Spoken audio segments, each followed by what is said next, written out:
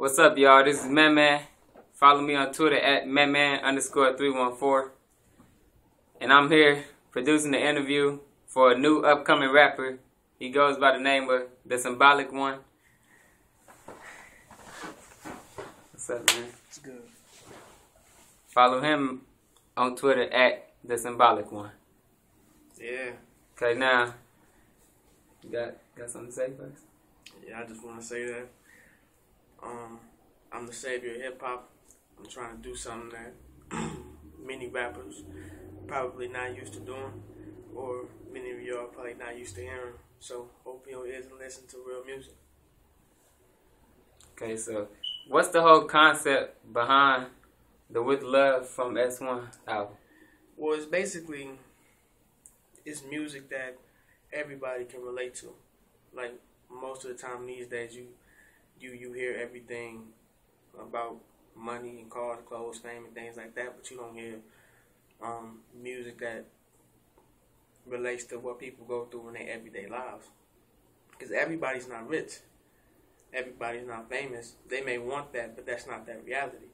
So I'm trying to bring something around so they can hear it and they can relate to it. That music where you just went through something and you laying down that night and you get to just play that's the first song that comes to your mind. I want to be that artist that you listen to. Okay, so how hard was it to even start the album?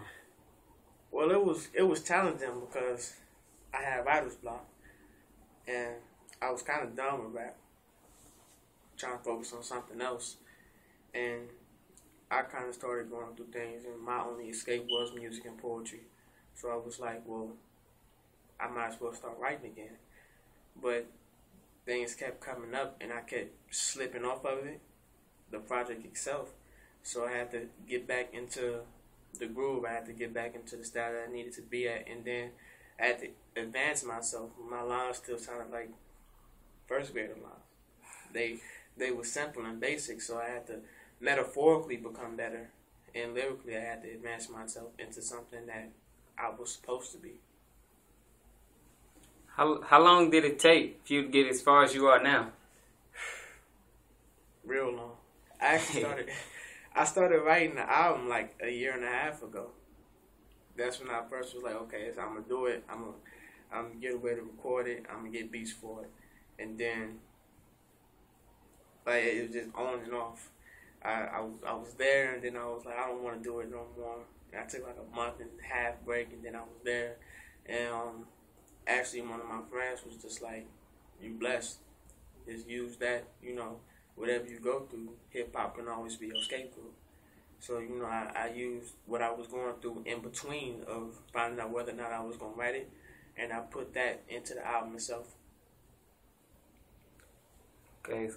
How was it having writer's block? It was horrible. It was horrible. Out the gate just like that? Horrible.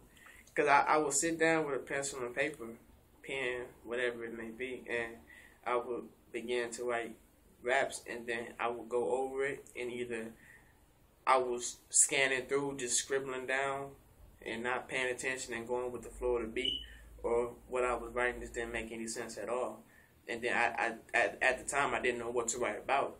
And the same thing that I'm against rappers doing now, I was doing. I was writing about things I didn't have, like money and fame, and that's not where I was supposed to be at mentally. Yeah.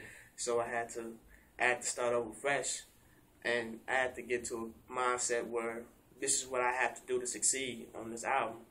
So I began to take that and move on. How hard was it getting rid of writer's block? It was difficult because I didn't know how to get rid of it. I just kept on going. I was like, well, it'll hit me eventually. Take a nap, eat a dinner or something, and then I'll be like, eventually I get over it. But that just didn't work. So I basically just chilled out for a minute, and I thought about what I needed to write, and then I attacked listening to other music, people that I look up to, like Braille and Theory Hazards. That kind of helped me get over it too. Hearing their words and hearing how they got themselves together, kind of helped me get myself together. But did you give up at least once? Yeah, not even once. at least 3-4 times. I was like, this ain't gonna work out. And I just did other things. I wanted to wrestle for school, wanted to play basketball, maybe some football.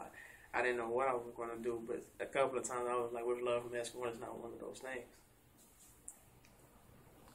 I heard the new track, Final Anointment. Yeah.